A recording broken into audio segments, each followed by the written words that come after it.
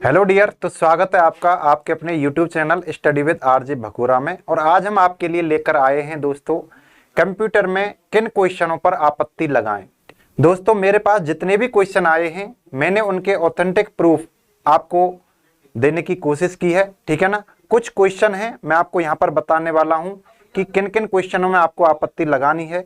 और दोस्तों, यदि वो आपत्ति आपने लगा ली तो डेफिनेटली वो क्वेश्चन डिलीट होंगे, ठीक है ना। डिलीट होने वाले क्वेश्चन हैं, कई क्वेश्चन ऐसे हैं जिसमें आपको दो ऑप्शन दे रखे हैं, कई क्वेश्चन ऐसे हैं, ठीक है ना, जिसका आंसर नहीं हो सकता है। आज हम उन्हीं पर बात करने वाले हैं। और यदि आपको किसी क्वेश्चन में प्रॉब्लम है दोस्तों, तो आप हमारे टेलीग्राम चैनल जो है दोस्तों, crack LDC with RJ Bhagora, ठीक है ना। Crack LDC with RJ Bhagora, ये हमारा टेलीग्राम चैनल है, यह हमारा टेलीग्राम चैनल है। यदि किसी क्वेश्चन में आपको ऐसा लग रहा है कि इसमें आपत्ति लगाई जानी चाहिए और उसका ऑथेंटिक प्रूफ आप चाहते हो, तो आप हमारे टेलीग्राम जो ग्रुप है crack LDC with RJ Bhagora पर उन्हें सेंड कर सकते हैं, ठीक है ना। हम आपको ऑथेंटिक प्रूफ देने की कोशिश करेंगे। तो आज हम जिन क्वेश्चनों को लेके आए हैं अभी उन पर बात कर लेते हैं दोस्तों। तो पहला क्वेश्चन है दोस्तों, यह क्वेश्चन है आपका,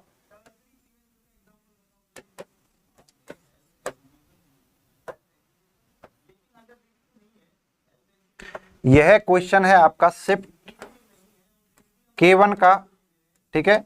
शिफ्ट K1 का आपका ये क्वेश्चन है 42 नंबर का, ठीक है। कंप्यूटर का क्वेश्चन है, इसमें आपको आपत्ति लगानी चाहिए। खाली जगह एक प्रोग्राम है जो उच्च स्तरीय भाषा में निर्देशों को मशीन कोड में परिवर्तित करता है, ठीक है ना दोस्तों। इसका ऑप्शन उन्होंने माना है दोस्तों इंटरप्रीटर।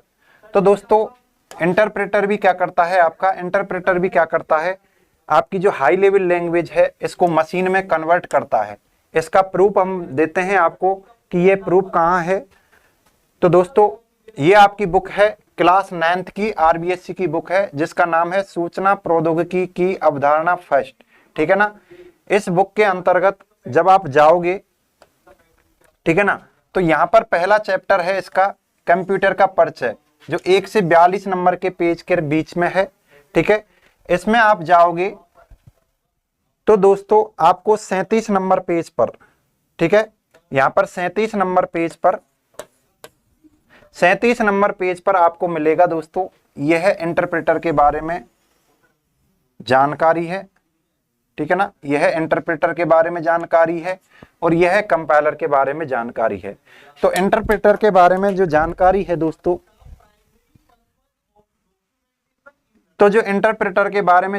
है दोस्तों, यहां लिखा हुआ है कि यह उच्च स्तरीय प्रोग्रामिंग भाषा को पंक्ति दर पंक्ति मशीन भाषा में परिवर्तित करता है।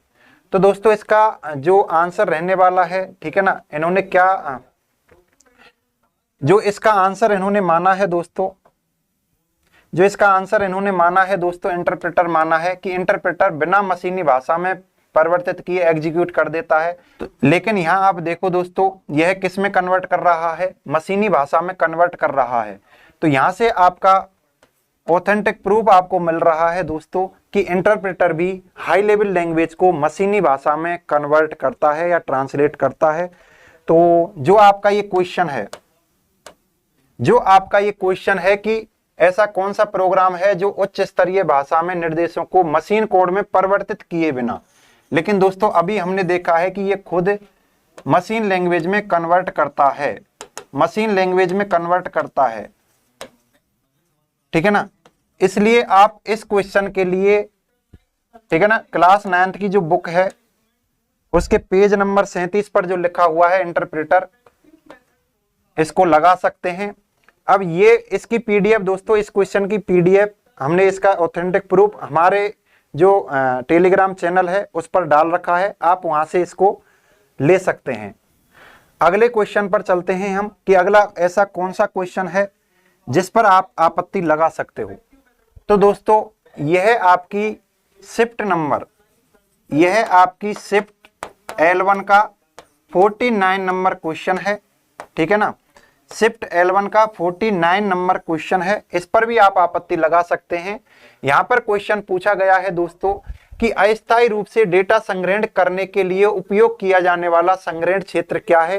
रैम, बफर, एक्यूमुलेटर और एड्रेस। ठीक है दोस्तों, जो आपकी रैम होती है दोस्तों, यह भी आपकी अस्थायी मेमोरी है, यह भी आपकी अस्थायी मेमोरी है, इसलिए यह भी डेटा को अस्थायी रूप से स्टोर करती है, अस्थायी रूप से डेटा को स्टोर करती है, अस्थायी रूप से डेटा को स्टोर करती है, स्टोर करती है। इसलिए इसका राइट आंसर ये भी हो सकता है, ठीक है ना। लेकिन इन्होंने क्या माना है? बफर माना है। तो इसका मैं आपको ऑथेंटिक प्रूफ दे रहा हूं।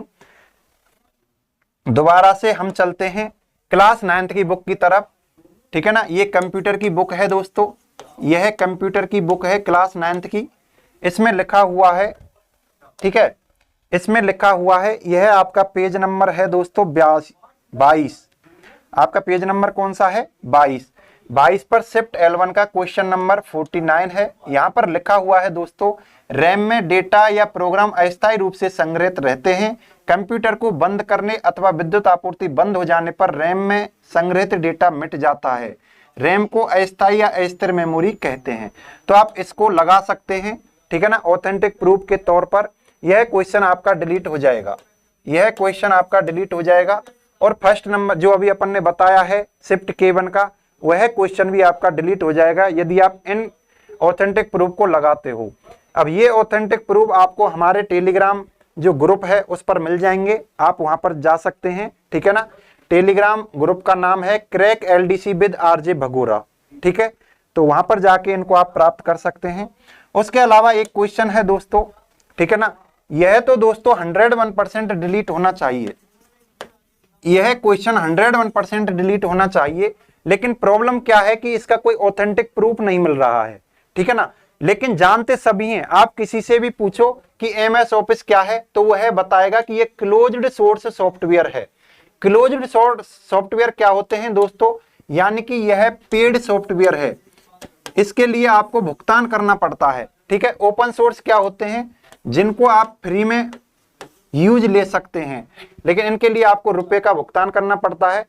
और यह MS ऑफिस दोस्तों हॉरिजॉन्टल मार्केट सॉफ्टवेयर भी है। हॉरिजॉन्टल मार्केट सॉफ्टवेयर का मतलब होता है कि इसने मार्केट पर कब्जा किया हुआ है, यानी बहुत ज्यादा इसका यूज हो रहा है, मार्केट में सबसे ज्यादा यूज होता है, मार्केट में सबसे ज्यादा यूज हो रहा है यह, ठीक है ना, सबसे ज्यादा यूज हो रहा है, इसलिए हॉरिजॉन्टल मार्केट सॉफ्टवेयर भी है, ठीक है ना। तो इसके दोनों राइट आंसर हैं, ये पहले किसी एग्जाम में आया हुआ क्वेश्चन भी है, ठीक है ना। तो इसके दोनों आंसर हैं क्लोज्ड सोर्स सॉफ्टवेयर और हॉरिजॉन्टल मार्केट सॉफ्टवेयर, ठीक है। तो इसके जो ऑथेंटिक प्रूफ हैं हम ढूंढने की कोशिश कर रहे हैं, लेकिन यदि इसका ऑथेंटिक प्रूफ मिल जाता है दोस्तों, यह क्वेश्चन 101% आपका डिलीट होगा, ठीक है। इसलिए आप हमारे टेलीग्राम ग्रुप पर जुड़ जाएं, क्योंकि ये जितने भी प्रूफ होंगे हम बिल्कुल ऑथेंटिक प्रूफ दे रहे हैं। प्राइवेट पब्लिकेशन के प्रूफ चलते नहीं है दोस्तों, आपको भी पता है।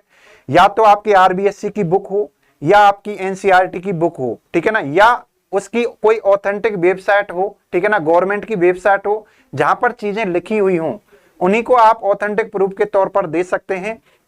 यदि आपको लगता है, ठीक है ना, आपको कंप्यूटर के किसी क्वेश्चन में लगता है कि इसके ऊपर ऑब्जेक्शन लगाया जाना चाहिए, इसके ऑथेंटिक प्रूफ की जरूरत है, तो आप हमारे जो टेलीग्राम ग्रुप है उस पर उसे सेंड कर सकते हैं। हम आपको उसका प्रूफ उपलब्ध करवाने की कोशिश करेंगे, ठीक है दोस्तों। तो अभी हमारे पास ये 3 क्वेश्चन ही आए हैं, 2 क्वेश्चन के ऑथेंटिक प्रूफ हमने आपको उपलब्ध करवा दिए हैं। तीसरा क्वेश्चन ये है, इसकी खोज जारी है, ठीक है ना, खोजबीन जारी है इसकी। हम कोशिश कर रहे हैं NCERT की, RBSC की, जहां पर भी ये मिलेगा लिखा हुआ। लेकिन ये तो है दोस्तों, ये क्लोज सोर्स सॉफ्टवेयर तो होता है, ठीक है। यदि इसका आपको ऑथेंटिक प्रूफ मिल जाए तो आप हमारे टेलीग्राम चैनल पर सेंड कर सकते हैं, ठीक है। और या किसी ऐसे क्वेश्चन में आपको प्रॉब्लम आ रही है, आप ऑब्जेक्शन लगाना चाहते हैं, उस क्वेश्चन भी आप हमारे जो टेलीग्राम ग्रुप है वहां पर सेंड कर सकते हैं, ठीक है। तो अभी के लिए इतना ही, फिर अपन मिलने वाले हैं इस क्वेश्चन के ऑथेंटिक प्रूफ को लेकर दोस्तों, और आपकी जो भी जिज्ञासा है उनको लेकर हम फिर से चर्चा करेंगे, ठीक है ना। यदि हम दोस्तों आपके जो ये है पुलिस है इसके कट ऑफ की बात करें, ठीक है ना, यदि पुलिस के कट ऑफ की बात करें दोस्तों, यदि पुलिस के कट ऑफ की बात करें, ठीक है ना, तो इसकी कट ऑफ दोस्तों 3-4 चीजों पर डिपेंड है। सबसे पहला, आपके साथ धोखा हुआ है। कैसे धोखा हुआ है? रीजनिंग सिलेबस में थी, मैथ्स पूछी गई है, 2 साल पहले के करंट अफेयर्स पूछे गए हैं, ठीक है ना, 2 साल पहले के करंट अफेयर्स पूछे गए हैं, करंट अफेयर्स पूछे गए हैं। और यदि मैं बात करूं दोस्तों मेरे सब्जेक्ट की, कंप्यूटर की, ठीक है ना, यदि मैं बात करूं दोस्तों कंप्यूटर की, तो इसके अंतर्गत ऐसे ऐसे क्वेश्चन पूछे गए हैं जो टेक्निकल एग्जाम में पूछे जाते हैं।